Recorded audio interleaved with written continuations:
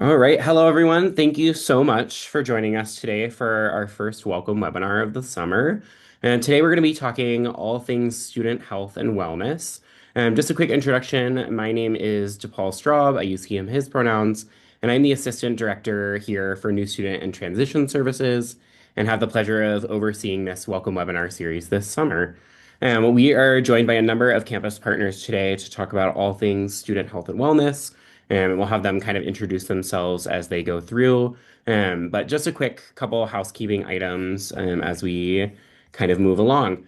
So you will notice that the chat is disabled on this webinar, but the Q&A section is open. That is going to be your best place to submit your questions throughout the webinar. Whether it's a question about something that one of our presenters says or a question that you have, feel free to submit those there. Please know that once that question is submitted, we will see it on our end. Some of them we might answer in the chat, and others we are saving for later. We're going to do about 45-ish minutes of content, and then we'll spend the rest of the time kind of doing a Q&A with our panelists.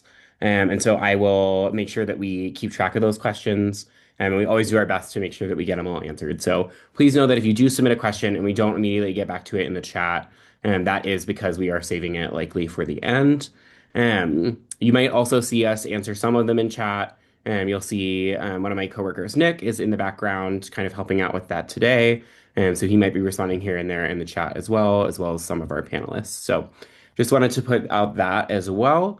And with that being said, I'm gonna go ahead and also start our captions really quick. And we are good to go. So we're going to jump right on in, and I'm going to go ahead and introduce Chelsea Okerman.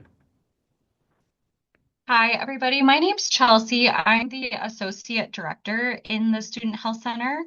I'm also a physician assistant, and I'm going to represent two areas of our Wellness Center. So we'll start with the Student Health Insurance Plan Office. So it is a requirement for all students that are taking classes, at least one credit hour on campus, classes at Mines, to have proof of health insurance coverage. And so we have a waive/enroll period that opens in mid-July. And the goal of this is to submit proof of your current health insurance coverage, or enroll in the health insurance plan that we offer here through Minds. So we do offer a United healthcare plan, and it's a nationwide plan, just like any United healthcare plan. And if you have your own health insurance coverage, you can actually waive the United Health Insurance Plan by submitting proof of what you have, and we'll talk about the process of how to do that. Go ahead and advance, DePaul. Thank you. So this is kind of what I was speaking to, but for the waive enroll process, this happens every single year. So it's not just for incoming students, it's for students that are continuing with Minds every year. And you'll receive an email that tells you it's time to waive or enroll the student health insurance plan. And I'll share some websites and things like that, which has all of, really detailed information. But one thing to note is that every student will have a charge for health insurance on their account. And then if you have your own health insurance that meets our requirements, we'll review that and then add a waiver credit to your account. So you'll see a charge, but if we approve your waiver, you'll then receive a credit. If you choose to enroll in the United Health Insurance Plan, you'll just see the charge, which is the insurance premium.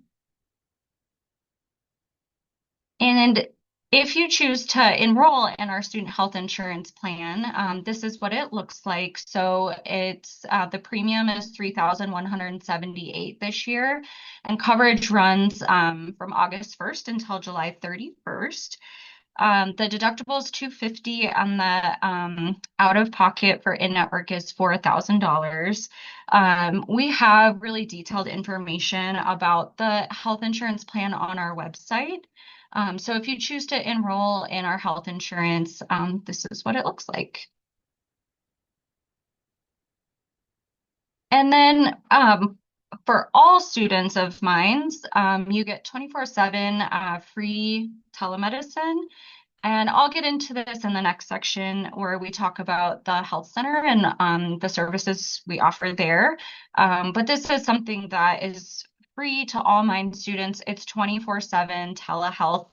And typically it's just really well utilized after hours when our medical clinic is closed. But this is a benefit for all mine students kind of separately from the health insurance piece. And the Student Health Insurance Office also has information on how to opt into optional dental insurance. It's a guardian dental plan, and there are different tiers, and there's some nuanced kind of information depending on what you want to elect for dental insurance, but it is something we offer to mine students, and there's a ton of information on our website about it as well. And then, so kind of back to the waive enroll process. So anyone who is deemed eligible will receive an email from the SHIP office. And the eligibility criteria, in short, is you're taking 1 credit hour on campus. And so the university's goal is to make sure that all mine students have comprehensive medical coverage while you're here. Because things could happen. You could get very sick. You may need to go to an emergency room. So we want to make sure that everyone's health insurance is covering them while they're here at Mines. So our SHIP website has all of the requirements to waive the student health insurance plan if you have your own coverage. There are some specific waiver requirements. So your medical insurance needs to be you must have comprehensive coverage in the greater Denver metro area. It needs to be ACA compliant. And then we do accept Colorado Medicaid. We don't accept out-of-state Medicaid. There's a couple other plans we don't accept, such as out-of-state HMOs, some short-term limited duration plans. Those in their entirety aren't accepted. But there's a lot of nuances. So our website has all of that information. So if you have your own health insurance plan, you'll want to make sure that that meets our requirements. If it doesn't meet our requirements, the option would be to enroll in our student health insurance plan, or change what your current plan is to meet our requirements. Sometimes out of state HMOs, you can ask for like a visitor's card, so that they'll give you, comprehensive coverage while you're temporarily living here, things like that. So those are all kind of nuanced questions we can answer for you all based on your situation. But once it's time to either waive or enroll, you'll receive an email. And then we attach step-by-step instructions. There's a portal that you go into to submit either an enrollment request into our health insurance or a waiver request with your own health insurance. And I did just want to say too, I know I mentioned it, but it's called a student health insurance plan, but it is a United healthcare plan that acts just like any other United plan. So, it's nationwide, in-network coverage, there's in-network providers nationwide. And you do not need to have the student health insurance plan to access the medical clinic at Mines. Those are kind of two separate pieces. So happy to answer any questions if I need to clarify that at all. But really important that you waive or enroll before the ad drop date. If you do not waive with your own health insurance, by that time, we will automatically enroll you in the student health insurance plan, because we do need every student to have proof of adequate coverage. So super important to watch for those deadlines from our office. And then here's some of the criteria for an accepted waiver. If your waiver is accepted and your own health insurance meets our requirements, you'll receive an email that says your waiver was approved, and then you'll see that credit on your bill. If for some reason your waiver was denied because your insurance didn't meet our requirements, you'll receive an email detailing that as well. And sometimes it's a matter of just needing more information or something like that. Perfect. So this is our website with the waiver requirements. And yeah, our website is a wealth of information, so I would encourage you all to look there. Perfect. And we spoke to much of this, so I think we can go ahead and advance. Yep. And then September 2nd is the ad drop date. That's going to be the deadline to have all of this tied up. And then ship at minds.edu is really a great resource to get your questions answered. But our website as well, if you just Google Colorado School of Mines ship, you can access the web page and we update it very frequently. Perfect. So I will speak to our Student Health Center, which is a medical clinic that we have here on campus. So you can see our website there. We're open Monday through Friday, kind of normal business hours. And here's a picture of our building. We're on the first floor of the Wellness Center. And here's our staff. So our staff consists of several advanced practice providers. We have nurse practitioners, and then I'm a physician assistant on staff. We have a couple of medical assistants. We have also an RN, and then we have some amazing administrative support staff. So we operate just like a primary care office. So we don't operate like an urgent care with walk-ins, and we don't have, of course, the resources that an emergency room has, but we operate just like a primary care office. So we offer chronic care services, illness and minor injury. We do physicals and gynecological exams. Um, we do offer virtual visits. We don't do that as much now that we're not in the COVID times as much, but that is an option as long as you're within the state of Colorado. We have an on-site lab we have rapid COVID, rapid flu tests, rapid strep tests. We have the ability to send blood work and other types of specimens, and we use LabCorp. We can fill prescriptions. We can start new prescriptions if appropriate. We offer vaccines, cryotherapy for warts. We also have a psychiatric nurse practitioner who offers psychiatric services. We also do travel visits, and in addition to all of this, we can help manage chronic conditions like blood pressure, thyroid, things like that. And if anything is feeling really complicated or you need more advanced care, we have a referral network in our community to see specialists. So something unique, that you don't get in the community, our health center, we don't bill insurance for a visit with a provider or any testing that's performed on site. So that is built into the health services fee. If we were to send anything to the lab, or maybe send you off campus to an imaging center, for example, then we would be billing your insurance since we're using, LabCorp, sending you elsewhere.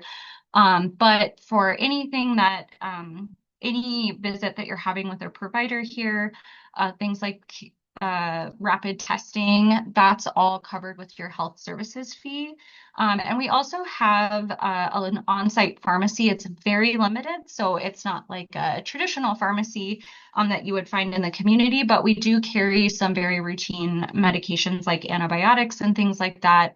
So when a provider writes that prescription, we can dispense it to you, and that's all covered with your health services fee. And I did just want to mention if a student's over 18, we do practice very strict confidentiality. If you're under 18 coming into Minds through our health portal, which I'll get to momentarily, a guardian will submit a consent to treat. And so I do recommend if you're under 18, looking at that with a parent guardian and getting that documentation submitted now, just so that we have it on file. And then if you're on any prescription medications, I definitely recommend that you bring enough medication. And then if you need refills of anything, you can make an appointment at the health center. And then for ADHD specifically, to refill your medication, we do need documentation. So that would be neuropsychiatric testing within the past 5 years that confirms your diagnosis, or records from a psychiatric provider within the last 5 years. And typically that will have your medication name and dose. And we have a lot of information about these requirements on our website. As far as new diagnoses of ADHD, we would refer out for neuropsychiatric testing, something like that to confirm the diagnosis. And I did just want to mention we don't accept records from primary care regarding ADHD prescriptions. It would have to be psychiatric. And after hours care, so we did talk about this in the ship section, but the health center is open Monday through Friday, kind of normal business hours, closed at lunch. And we do operate on an appointment only basis, as I mentioned.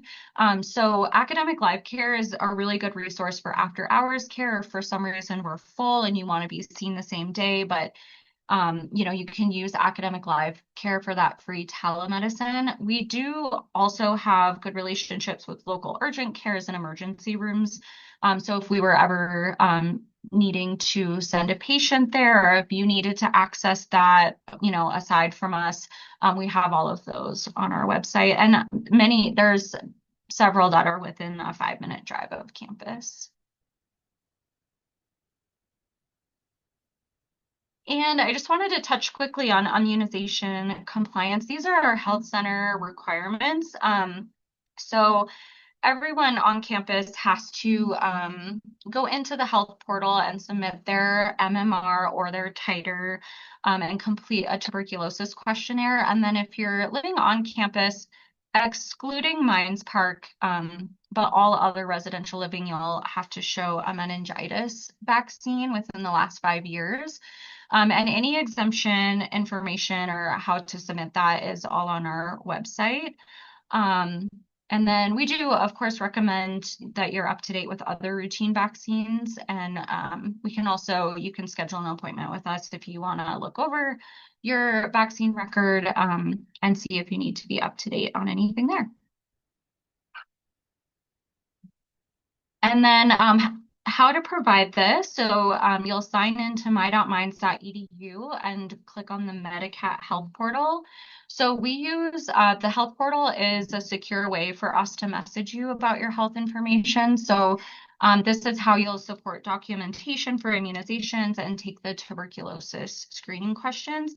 As you enroll in Minds, we do start sending you messages through the health portal. You should be getting email like notifications to your Minds email that you have a message in the health portal and to go read it. But I would encourage everyone to sign on to my.minds.edu and click on the Medicat icon and go in and see if you have messages in the health portal around the health center requirements. And then if you choose to come see a provider at the health center for anything, they can also message you through the health portal as well, and you can message them. So that concludes my talk. Here are some resources for you all should you have any questions. Thank you so much for your time. Awesome. Thanks so much, Chelsea. I really appreciate it. Just as a reminder for that Q&A section, we are keeping track of those questions. So we do have the running document going that we will save for the panel here at the end.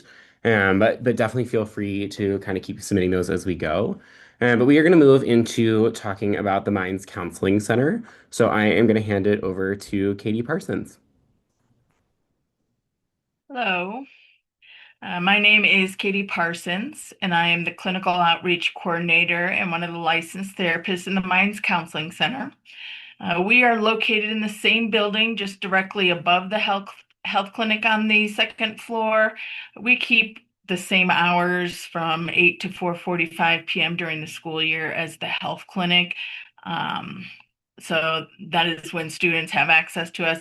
Like the health clinic, we don't have after hour services. Um, so if you want to reach us during that time, that's when we can be reached. Can go ahead. So in our office here, we have 11 licensed clinicians that meet with students and anywhere from 1 to 4 master's level interns during the school year that are helping us out and seeing students and taking on some of the caseloads. We also have a great support staff that includes our front office administrators, one of which is also our trained wellness coach. So we offer some wellness coaching now. And we also have a care coordinator that helps students get connected to outside resources and accessing services as needed outside the counseling center. Uh, our experienced clinicians offer a wide variety of expertise to help the students successfully navigate their time at Minds. Okay. So the counseling center services are included in the student fees, like the health center, as part of tuition, and we do not offer any services that would require students to pay any additional costs. Our services, like the health clinic, are confidential, also voluntary on the part of the student. It's important to note that we do not mandate students to utilize our services. So if a student has not met with us before, we we are not the ones on campus that reach out to students. If parents or anyone else has a concern, that goes through our student outreach services, and I'll mention that a little bit later as well.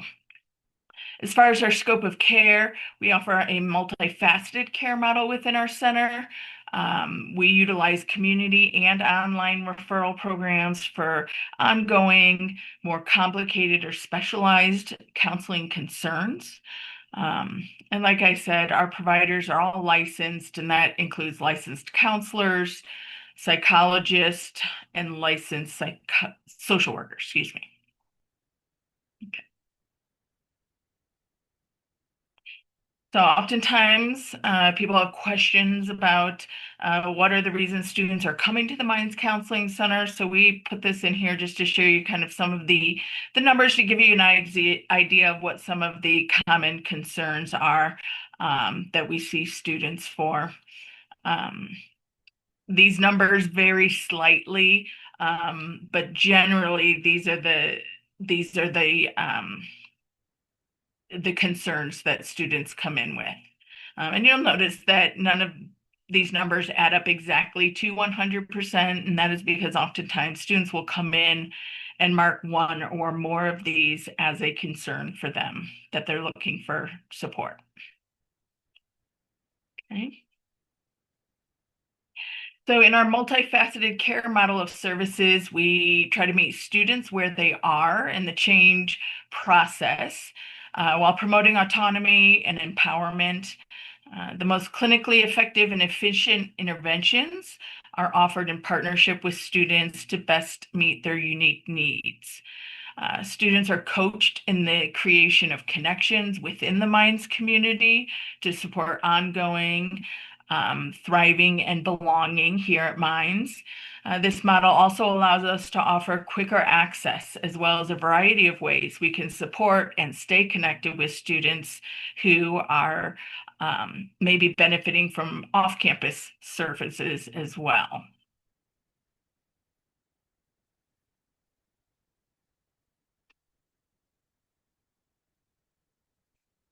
Finally, I want to point out that we do offer in-person options and virtual options for students to connect with us.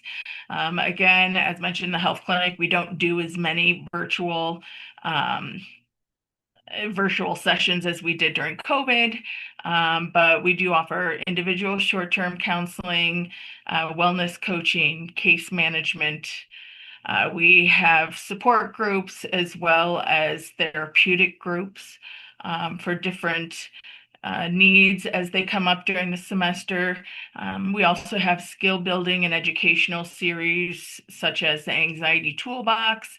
And that's anxiety being and stress being a common concern of student that just helps everyone learn some information about anxiety, how to manage it, and some tools and skills. Um, we also have a case manager I mentioned. So if a student comes in, if we meet with the student and either they are looking for something that we cannot offer in our office, or there's an indication clinically that they need more support than we can offer, we do have a case manager in our office that can track students and make sure they get connected to resources off campus and answer those kinds of questions. We do some virtual life hack 30-minute workshops about various things about, a workshop on healthy relationships, uh, work, life, study, balance, mindfulness. We've got many workshops that we intersperse throughout the year for our students to log on to and take part in. Um, Last down here, we have the academic live care. Again, Chelsea had mentioned that earlier. As far as counseling services go, students can do teletherapy as well as telepsychiatry, in addition to the nutrition and telemedicine that is offered. Sometimes this is a good option for students also who might be going out of state for spring break or Christmas break. They can look for also providers within the state that they will be visiting during those breaks. It's also a good option for students who want to meet in the evenings or weekends. They have those hours as well. Um, okay. As far as accessing care, we try to make it as easy as possible for students to get connected to us by offering several different initial contact options. Students can call and schedule. They can email us. They can schedule online on the front page of our website. They can just click the initial contact request there. They can also join. We have virtual office hours and question and answer hours once or twice a week throughout the school year, either that don't require appointments. Once a student initiates contact with us, we schedule the student for an initial 15-minute phone consult. This is where we are checking in to see what the student is looking for and kind of get an idea of how we can best help them, whether that is getting them involved in one of our services in the counseling center. Sometimes it involves getting them connected to somebody in the community, as well as getting them enrolled in some of our groups or other services. But we don't have session limits. Oftentimes, counseling centers, you have so many sessions per year. We do not have uh, that limit here. But as students have concerns, they don't have to worry about that. If they have new concerns, come back. If they need to come visit again for follow-ups, we can offer follow-up services. We generally meet with students once or twice a month. Students wanting to be seen more often than that, we often refer them off campus. And so this is usually good for, check-ins, kind of people doing some maintenance as far as therapy goes, as well as kind of focusing on some short-term stuff that we can generally do in anywhere from 4 to 5 sessions. Also want to point out that we really enjoy working with our other campus partners, um, whether that's in residential life, sale, um, the athletics. We do like working with other areas. However, we want to remind everyone that services are confidential. So if a student wants us to provide any information to another um, campus group or resource partner, they would have to sign a release of information.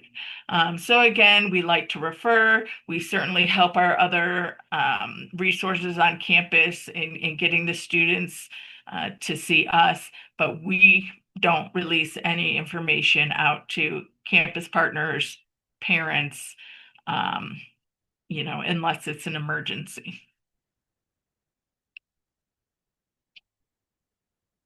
So, a few tips for incoming students. If you are a student that currently utilizes therapy as an effective coping mechanism for self-care, just enjoy working with therapists, we would suggest that at the beginning of the semester or possibly over the summer, going on to our care coordination page on our website, and looking for local therapists, services that are an option there if students are planning to be here for a few years and wanting that long-term therapy relationships.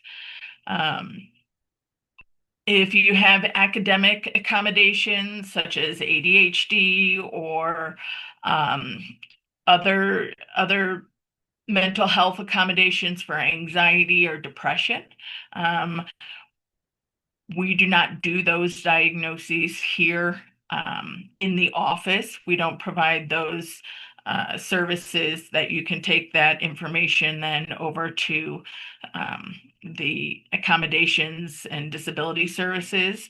So it's important um, if you're looking for support services from disability services, then you need to bring your own letters and get that process started as soon as possible. Because once the semester starts, it can be kind of difficult to get in and get that stuff taken care of. Um, Again, exploring academic life care is a good idea before you come, just to see what is available and what that is about and how to utilize that. I mentioned earlier that the counseling center does not do outreach. We really try and protect this as a voluntary space and a safe space. So if you or one of your students have a concern about somebody, you can reach out to the Student Outreach Services, and that is the department that can follow up and check in on students. And they work a lot with parents and resources off campus as well. So some additional tips specifically for the students are to introduce yourself for the professors and instructors early in the semester. That way, if you do need to ask for some extra time or support later in the semester, if you're falling behind, you already have a good relationship with that professor, and it doesn't feel as scary to go ask them to talk about some of those things. I also suggest that students all write down all the test dates, project due dates as soon as possible in their syllabi.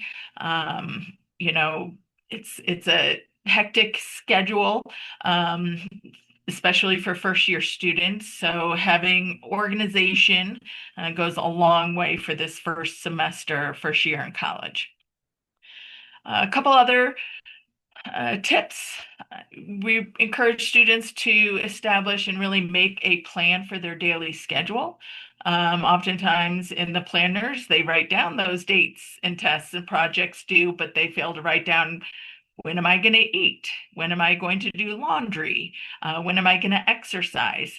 And then end up, not having enough time to sleep or eat or do some of those really essential activities. So if you're making your plans, make sure you're putting in when your snack breaks are, your lunches are, and things like that.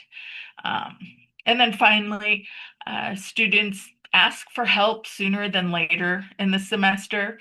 Um, there are many services, whether it's academic, disability services, um, the health clinic, residence life. There's lots of people around to help. So the sooner that you ask for help, the sooner we can get you back on track on having a successful first year here at Mines. Finally, additional resources that I just want to mention. I mentioned the student outreach services earlier. They can help with off-campus resources, whether it's food or housing concerns, transportation concerns. They're a good service to get in contact with. As far as after hours, um, we're not available after hours, so we do refer all our students to 988 Colorado. 988 is nationwide now, and 988 Colorado is our local providers providing that extra support services. And I just always like to point out to everybody that traditionally, the old number was called the suicide hotline. Now it is 988, and we really encourage people not to wait until they're in crisis before calling 988. It can be very helpful, if students know this, can use it, when they're feeling anxious about something in the evening before they go to bed. It's much better to call 988, talk to somebody about what they're feeling anxious about, have a plan rather than wake up in the middle of the night with a panic attack, right? So those services are available 24/7, and you don't have to be in crisis to call them. And then finally, I want to point out on our website, um, the tab on the very top far right is the Counseling Center Resource tab. We've got all kinds of resources there, including campus resources, mental health trainings, online resources. We also have a page dedicated to identity-related resources. That includes first generation students, students with veteran status, as well as some resources for students that have food insecurities and housing resources. So that is a great place to go to find resources for a lot of different things. So again, I encourage you to visit and explore our website for more information about our services. You can also reach out to us at the Minds Counseling Center via email or phone if you do have questions, and we can get those started. We do want to remind everybody that we cannot provide services out of state. So we can't start anything early for students who are out of state, or the students that are in state. We generally start making appointments and seeing students halfway through August, and setting things up then, in case anyone's really excited to get hold of us now. So let me know if you have any questions, and thank you.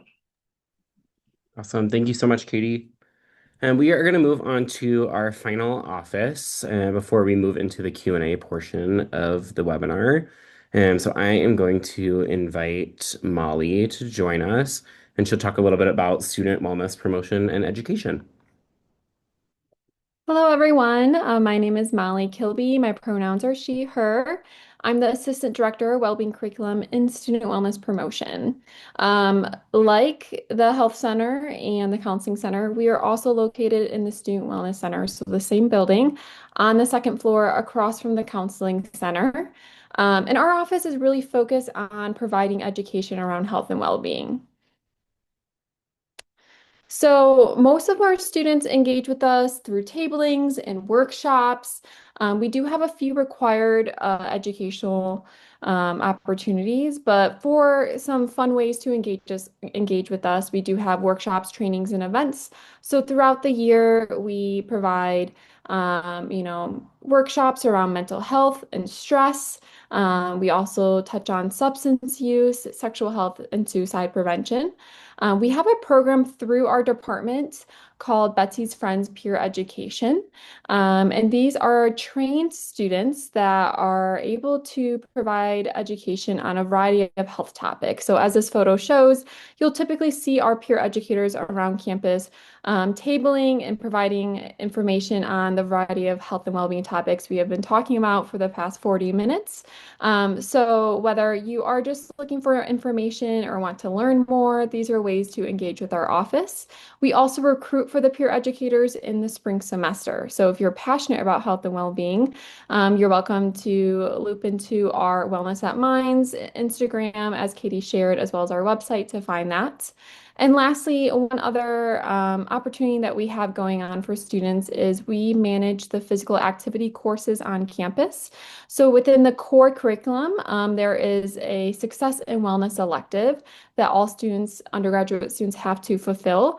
One of the options is taking a physical activity course. So that could be weight training, climbing, racquetball, etc.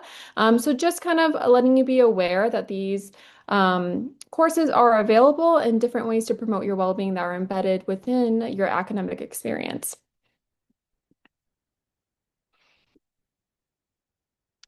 Some required education that we have are our online prevention courses. So we have an alcohol education course as well as a sexual assault prevention course. For all incoming students, you will be notified and assigned these courses around mid-July. So this is required to ensure a safe and supportive community, all online. So you can do it during July, August, before you come to campus is really encouraged. So just make sure when you receive that notification through your Minds email that you do the online course. If you have any technical or issues or questions, responsible or diggers at minds.edu will be the email to reach out to regarding those online prevention courses. The other required education on campus is our CSM 2 Intro to Student Wellbeing. So for first year students, all will be taking CSM 101 within the first semester, which is their freshman success seminar that the Nest office facilitates. CSM 2 is a follow-up course to that. Typically, students will take that the second semester of their first year or in their sophomore year. There's no required timeline as long as it's after CSM 101. And this is a course that's really helpful to remind everyone about what is offered on campus. So we know that after today, you may not remember all the details and you may not remember it after your first semester. And so this is an opportunity for you to collaborate and engage with your peers around various well-being topics such as emotional, financial, social well-being, healthy relationships, and more that will be required of you at some point within your mind's career.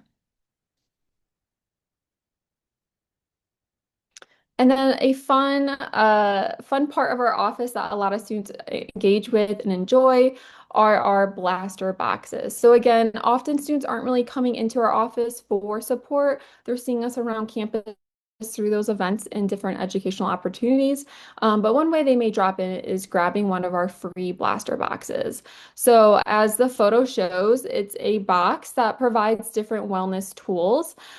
So we have a sexual health box, we have a Be Well box, which may be when you're feeling sick and you want ramen noodles or a thermometer or just items that will help you get through that time. We have a substance use box as well as like a social well-being box. And so we like to remind students students as they're coming in to campus and at any point during their time at Mines that they can request this blaster box or blaster boxes because there are several different types and get some free items to support them.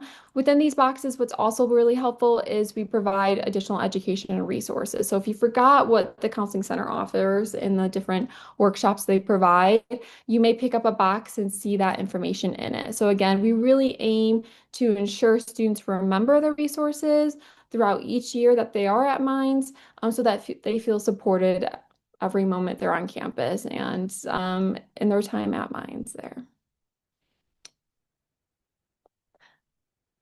I will say one last thing, just a reminder, our Nick put in the chat our student wellness promotion website, but you will again find a lot of information about us through that Wellness at Minds Instagram and social media that Katie shared. Thank you. Awesome. Thanks, Molly. So I'm going to go ahead and invite all of our panelists to come back on camera for me, and we are going to start on our Q&A. So I'm just going to stop sharing real quick. All right, perfect.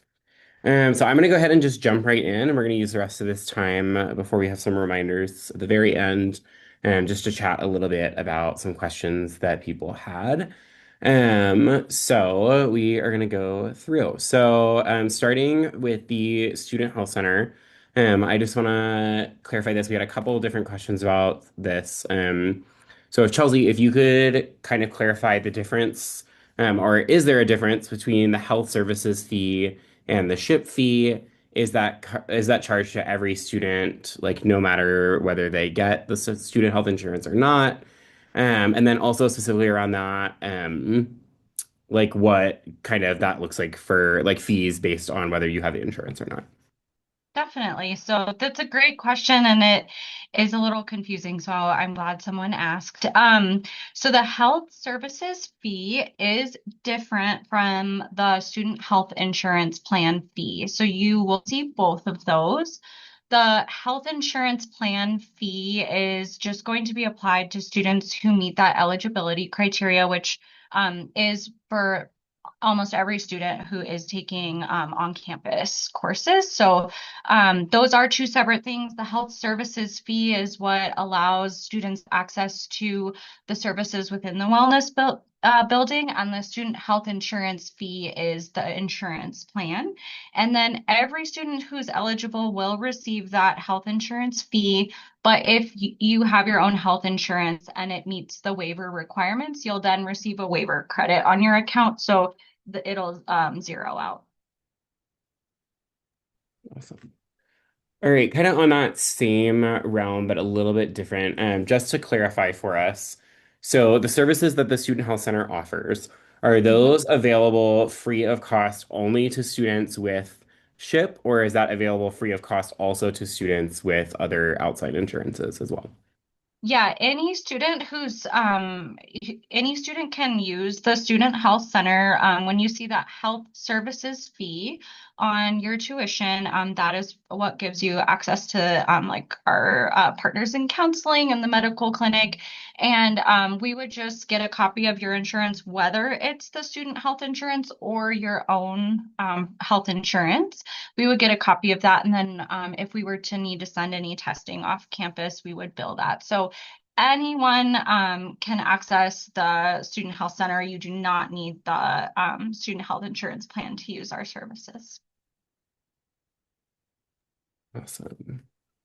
All right. Katie, I'm gonna send one your way. I know you mentioned just briefly talking about the wellness coaching. Can you talk a little bit more about what all that involves? Okay. Sure. So our wellness coaching is offered to students, and that is more specific around have it coming in with a specific wellness goal. So that is a little bit more broad. It could be utilizing time management better. It could be eating a more healthy, balanced diet. And so the wellness coaching can be around a variety of topics, and it's basically setting up a plan and and helping a student come up with a plan to fulfill and meet that goal that they're coming in with.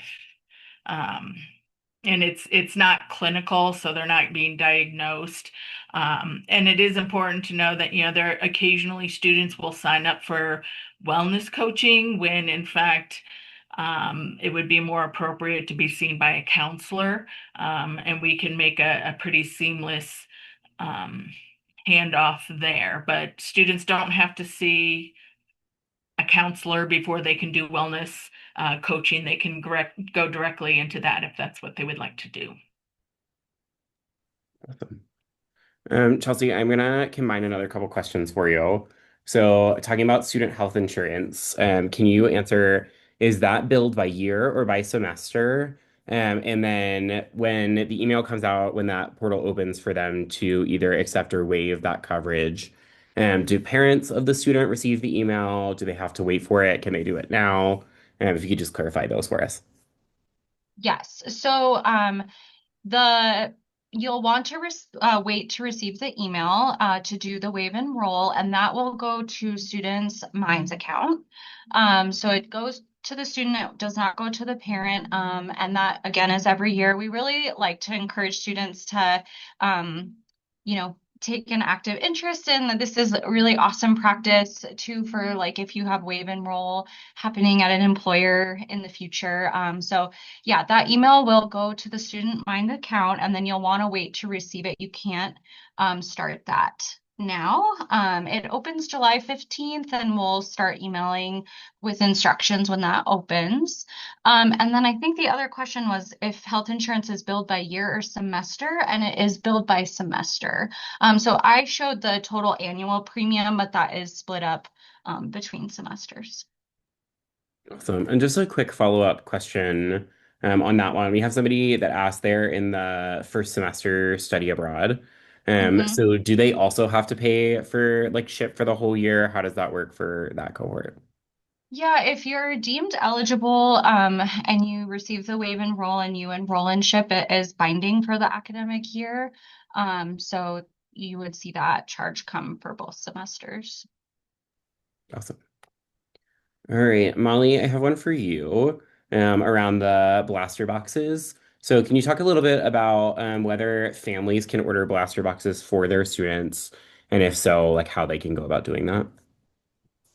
Yeah, that's a great question. So yeah, on our website, which Nick sent the link to the blaster boxes, you can go ahead and fill out the form for your student. The only thing to keep in mind is that it is pickup. So we will, once we receive the request, for your students, we will end up emailing them regarding that. So you might just want to give them a heads up that you are sending it to them since we don't deliver it and they may not pick up the box if they don't know what it is. But you're welcome to use the form to request that for your student. Awesome, thank you. Okay, I'm gonna ask Chelsea a couple questions around like some vaccine things. Yeah. So we can do kind of like a quick rapid fire. Okay. Does the Student Health Center currently provide COVID vaccines? We don't currently provide COVID vaccines, but we do have a Safeway pharmacy within walking distance of campus that provides routine vaccinations. We carry some other routine vaccinations, and anyone can email us and I could go into those. Awesome. We also have a family that is talking about that their son has monthly allergy shots. Can those be given at the health center? And if so, what would they need to do to kind of implement that process? Great question. We get this one a lot. We are not currently set up to administer allergy shots.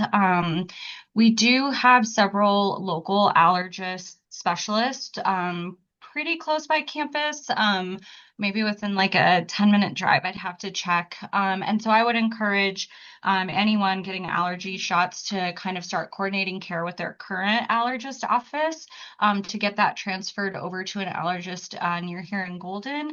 And then on that vein, if someone, we don't store medications for students, like if there's something that needs to be refrigerated or something like that, that would be something to work with residents' life with. And if it's something you self-administer, we can get orders for self-administered medications, and that's super nuanced. So if anyone has questions about that, please email the health center or call our front desk, and we can help talk through those specific situations.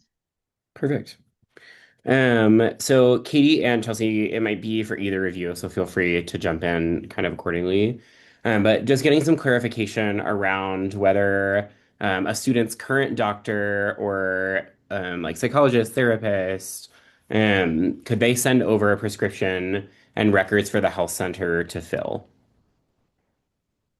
Yeah, if you submit medical records and need a prescription refilled, you can submit those medical records to our portal. We can take a look and help with refills. And we have a psychiatric nurse practitioner who can help with psychiatric medications. And similar to a primary care office, we can initiate, medications as appropriate. Okay, perfect. Yeah. And I don't know if there's um as far as the counseling center goes, if you have a concern about a student or you're a parent saying, I think my student needs this, how can, where should I send them? We can always answer questions, general questions from parents in the counseling center that have concerns. However, we cannot give any information about the students that we see. So if you say I'd like my student to be evaluated for ADHD, we can say great, we can offer these, here are some of the options locally. But if you ask, has my son or daughter come in to be evaluated for ADHD, we won't be able to give that kind of information out. So you can provide any kind of information to us, we just can't return it to you. Gotcha. Actually, Key, that brings up a good question. With somebody just wanting clarification around like ADHD medication. So, can ADHD medication be like filled on campus if that comes in prior?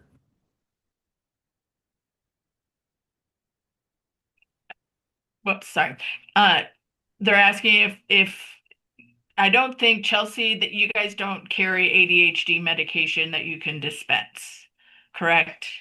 Correct. So our on-site pharmacy just offers very limited, like routine medications, but we have our health center has nurse practitioners and myself, a PA, who can write prescriptions, and we can send those to any local pharmacy, just like a primary care office.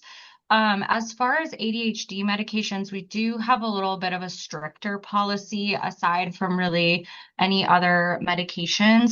So our website kind of details that policy around continuing ADHD as well as initiating ADHD. So that's a little more specific, and would be happy to answer any calls or emails with specific questions later. Awesome. All right. I know we only have like a minute or so left, so I'm going to give you just a couple quick rapid fire if that's okay with you. Okay. So, does student health insurance apply year round, or is there a gap in coverage between like June and July? Nope, it's August 1st through July 31st every year. Perfect. If they already uploaded their current immunizations and their insurance cards in that portal, will they need to reload those on July 15th when insurance opens? Yes, the immunizations are separate. Kind of think of the student health center as completely separate from the student health insurance plan office. So yes, you will still need to do the waive enroll when that opens. Awesome. And then really quickly, just two more for you. Mhm. If you send something off for testing and there is an amount due, who receives that bill?